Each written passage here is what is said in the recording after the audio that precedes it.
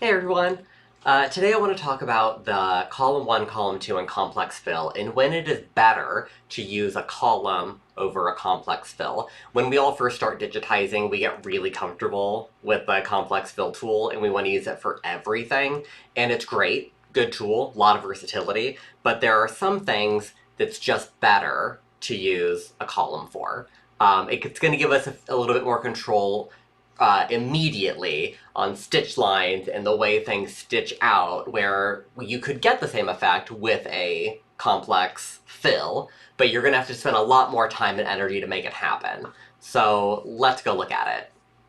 Let's take a look at these little shapes that I put on the board for us.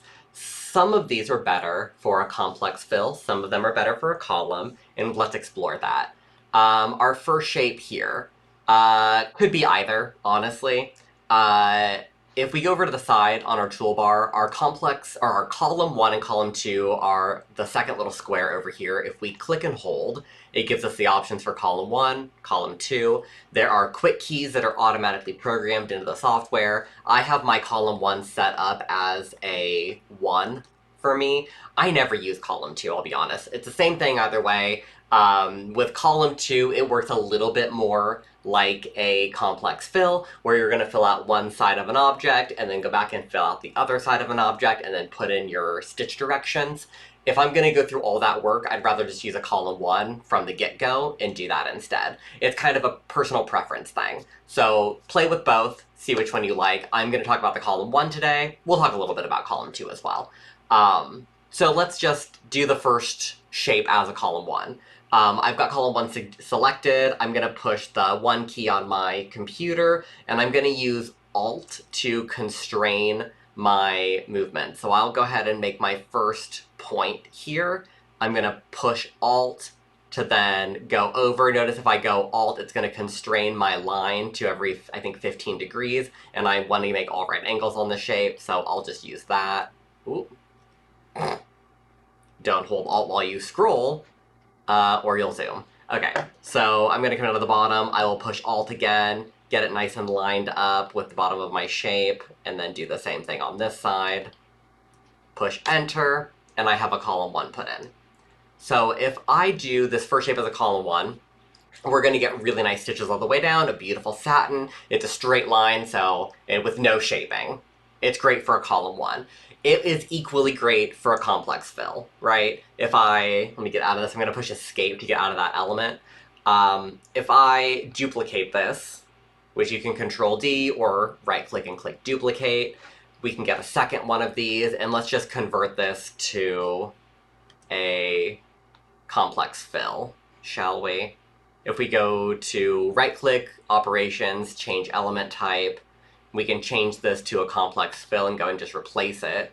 Now we have what looks exactly the same. We have a complex fill. If we wanted this to be a fill instead of a satin, it'll look different. Let's go ahead and highlight this and go to Properties. If we want to do a special fill, maybe we want to fill 17, this is one of my favorites, we could do that, give it a little bit more texture, but it's still going to recede. We have a lot of options here. When you're working with small, straight, geometric shapes, especially lines like this, doesn't really make a difference. It's what you want your final product to be. If this is in the background and we want it to recede, a fill's going to be better because it's going to catch less light.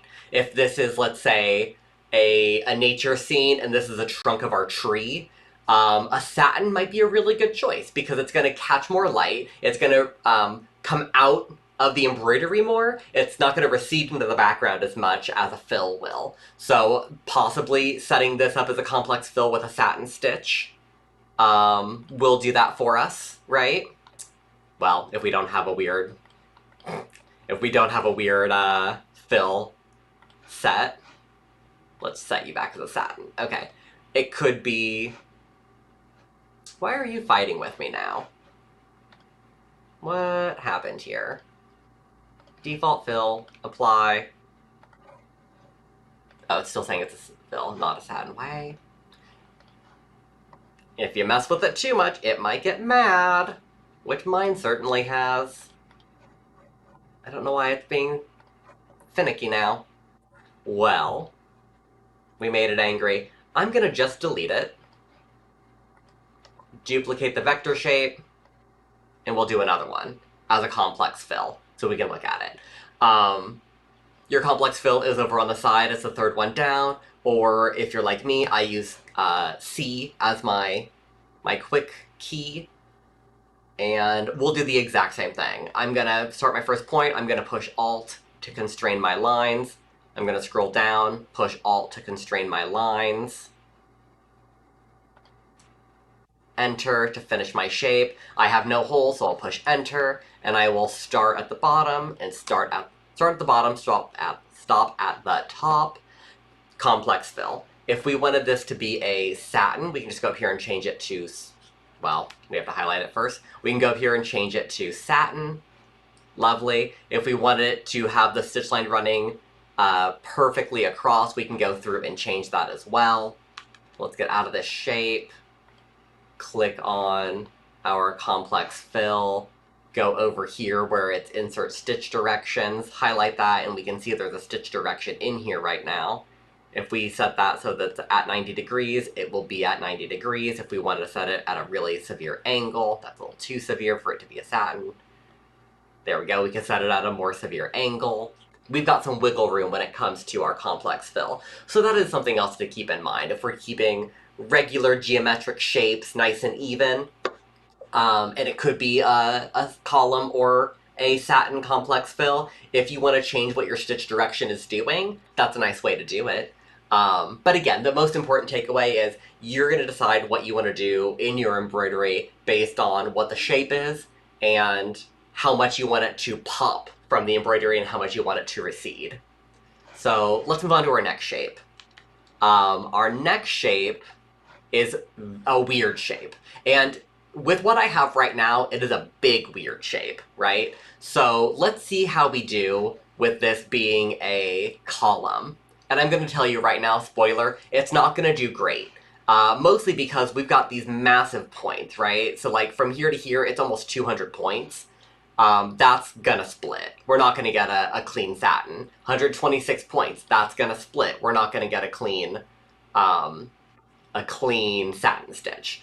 But we can look at it and we can look at what we can do if we really wanted this to be a column 1. Or if it's just easier to visualize for you that all these hard angles, it might be easier to just draft a complex 1 for you so you can get the stitch lines in the direction you want it to be, and then you can convert that shape to a complex fill and save yourself a little bit of hassle of putting in all the stitch lines.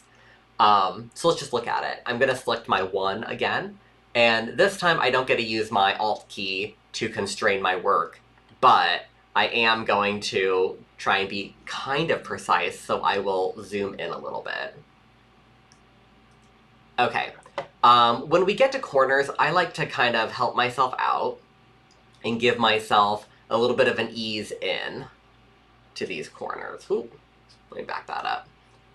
Okay, so we've got this little guy here. I'm gonna hit my corner points nicely, and I ease in and ease out a little bit so that it helps get it to the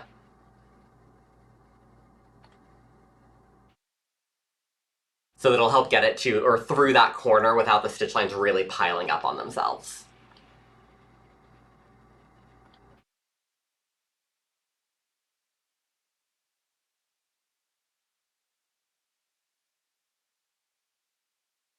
So you can see, instead of it making that sharp turn all at once, we're going to do a little bit less on the inside, a little bit more on the outside, and it's going to help it make that turn. Especially once we get down to these big shapes down here that are kind of potentially problematic.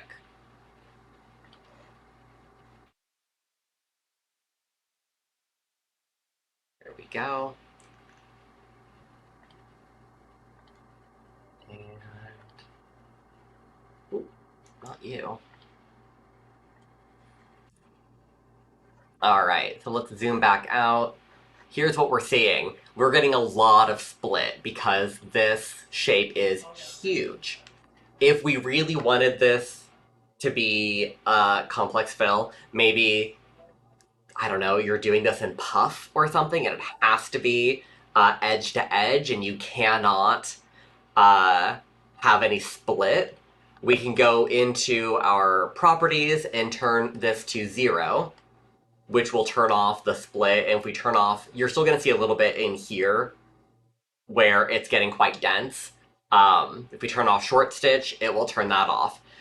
This is not recommended. I'm showing you that this exists, but the reality is we're still sewing a 200 point stitch, which our machine is not going to like. And if we go into our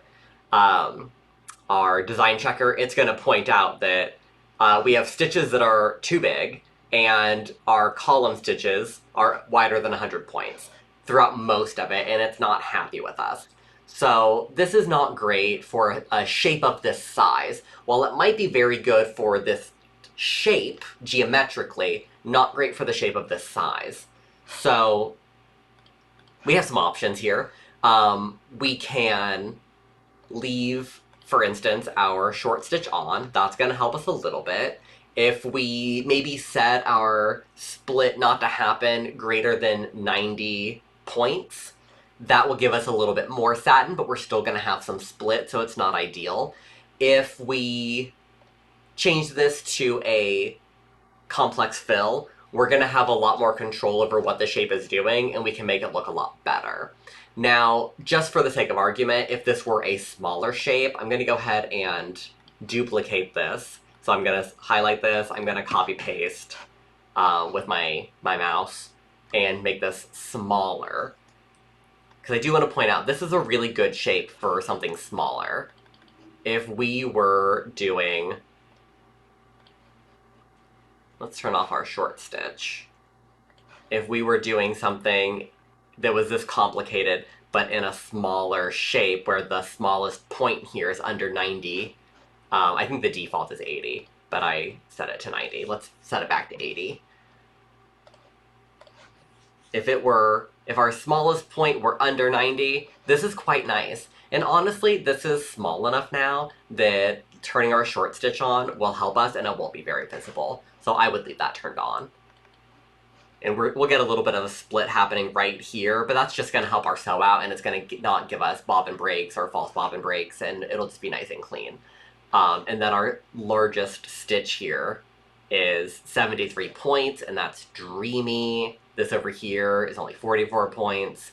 Yeah, we're getting really good stitches here. That should work out great for us. Sorry, my phone timer just went off. Gotta put the laundry in the dryer. We'll get to that in a minute. So we've got some options. Now, if we go back to our original shape and look at it with a complex fill, let's go ahead and just convert this one, like we did earlier. Right-click, Operations, Change Element Type, and we're going to convert this to a complex fill. Now, if we convert this to a complex fill, go to our properties for this stitch, we're never going to get a beautiful satin in this shape at this size. If we want something kind of satin-like, maybe we will put it in an auto split, which will give us, you know, it'll decide where the splits need to happen. It'll be nice and consistent. It'll look interesting. It's an option. I would probably be, I mean, there's always our default fill, so we can always look at that as something nice and flat and there. It'll stitch out pretty nicely, probably. I'm always going to be using probably a 2 or a 17, because those are my two favorite, like, textured fills. Don't love how 2 is looking, because the stitch line changes so much throughout. I don't think it's great for us, and probably the same for 17. I like it a little bit better, but again, it's radiating, so I'm not super in love with that.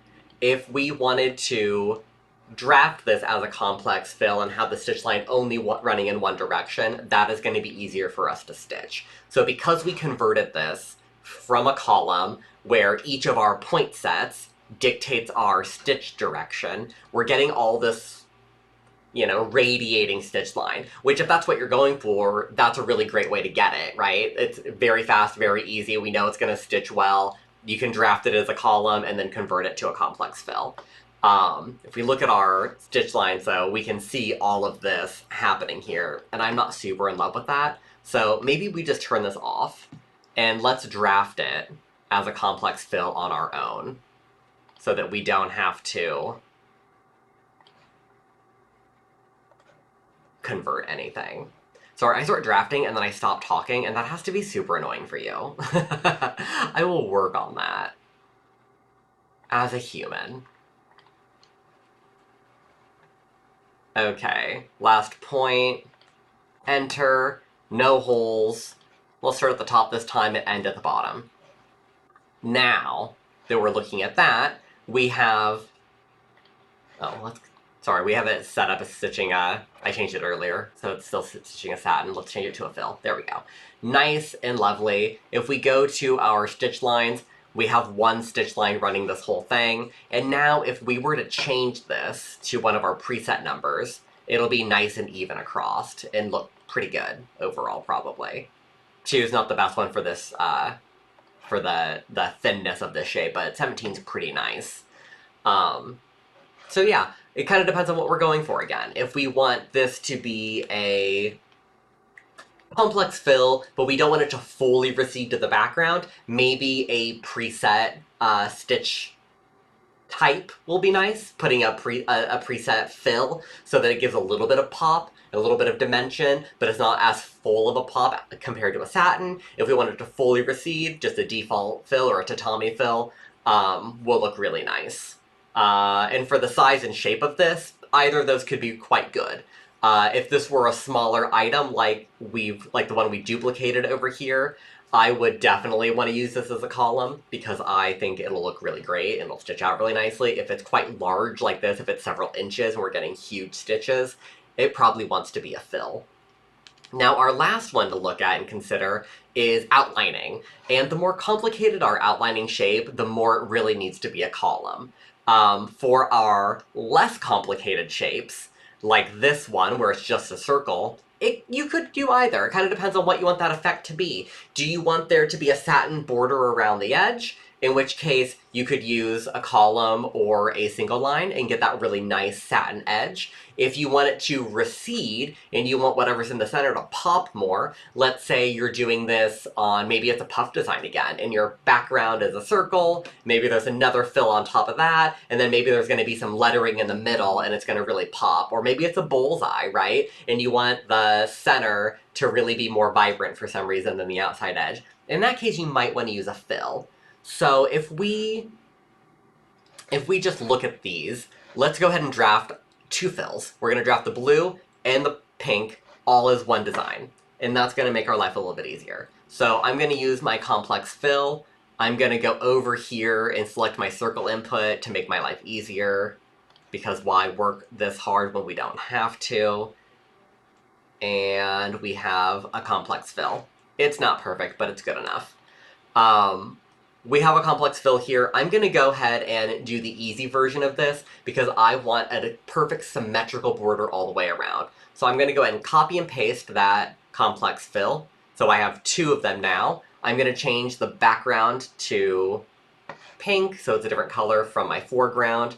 And then I'm going to go to Operations, Offset Outline, and I'm going to add 30 points. So it's going to increase the volume of the circle by 30 points, giving me a perfect outline. And we'll just go ahead and turn off the vectors behind it so we don't have to look at them. So this gives us a really great shape, right? This is complex fills. We have an outline, we have an inline.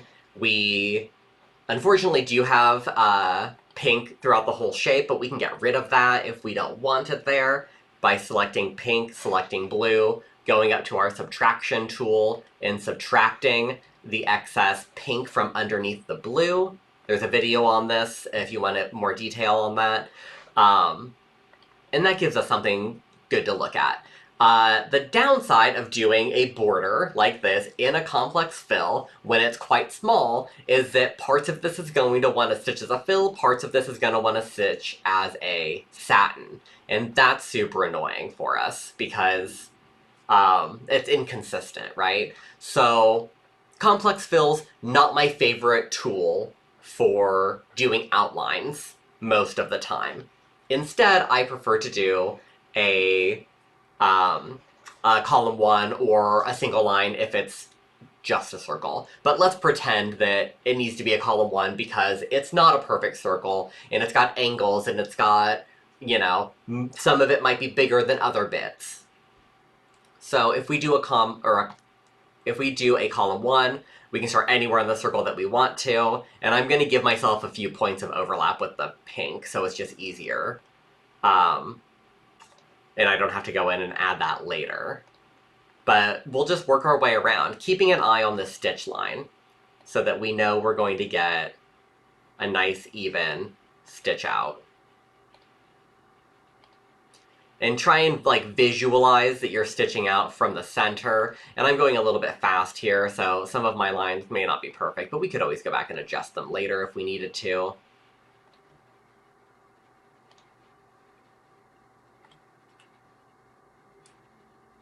Oh, what am I doing? Back this up. In my brain I was doing something with a complex fill. So we're going to bring our ends to join up right where they ended. Push enter, and we have a nice satin stitch. We can see my point at the top here at the end got a little bit off, so maybe I'll snug that in a little bit. And I'm going to go ahead and, not that, I'm going to go ahead and convert this. Oh, it's not going to let me convert that to a different point style. Okay, fine. I'll put it on an extra point here then to just kind of round that out a little bit. It gets a little pointy because I started with corners instead of rounds, but it's fine. Okay, so now we have a pretty nice border all around. If we were to take our circle from this one and pop that right in the middle, we'll have a bit of overlap on it. And change our stitch order. There we go. It fills in nicely. So we'll have a pretty lovely finish around this. Stitch order obviously matters as I just move my things around. But it gives you a really nice clean edge, and it's going to be consistent, and that's what we really, really want to see. We want to see that nice consistent edge all the way around, or I do for this design. Maybe you don't want to see that for your design. Depends on what you're working on. But it does make it look really nice. So I would say, in my opinion, outlining is a really great way to use our column tools over a complex fill. It's going to make your life a lot easier, especially once you start doing lots of weird holes. If you're trying to outline with a fill and there's all these holes that you're trying to put in it, the stitch out gets really complicated. Stitching out a column is always going to stitch nicely for you if you're not getting any warning signs. If nothing is showing up here in your design checker, you're pretty much good to go. With your complex fills, because of the jerkiness of the machine and things that it has to do and back and forth and getting too many stitches in tight little corners, it gets kind of complicated sometimes. Things may not be showing up in design checker, but you're still going to get a bunch of false bobbin breaks because one corner is just not great. So I like to use a complex fill whenever I can get away with, a column one whenever I can get away with it over a complex fill for things that are not big filled shapes. The other time that I would probably use a column over a complex fill is if I really wanted to pop out of the design. If I really want, you know, if it's sitting on top of a background of a tatami fill, and I've got something on top of that, I'm probably going to try and do it in a satin or in a column so that it'll pop out from the background, both visually and texturally, because that's 50% of embroidery, right? The texture that we're creating it's visceral, it's important. You want to be able to feel it on your clothes, and it feels luxurious, and we like that. And a satin kind of embodies a lot of those qualities. So I hope this helped. Enjoy, and go play with your column fills. Or your column 1, the column 2s, not your complex fills.